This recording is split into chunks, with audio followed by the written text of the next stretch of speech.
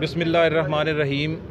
آج اس شجرکاری مہم کا ہم نے آغاز کیا ہے۔ سیشن جج صاحب گوجرانوالہ رو عبدالجبار خان صاحب کی خصوصی ہدایت پر ہم نے یہ آج اس کا افتتاح کیا ہے، جس میں اسسٹنٹ کمشنر کاموکے اور پریزیڈنٹ کاموکے بار ان کا خصوصی تعاون ہے، اور ہم یہ چاہتے ہیں کہ جو جتنا خوبصورت یہ کمپلیکس بنا ہے اس کو اتنا ہی گرین اور کلین بنائیں اور پورے پاکستان میں سب سے خوبصورت کمپلیکس کاموکے کا بن جائے، اور اس کے لیے ہم ہر روز کوشش کریں گے۔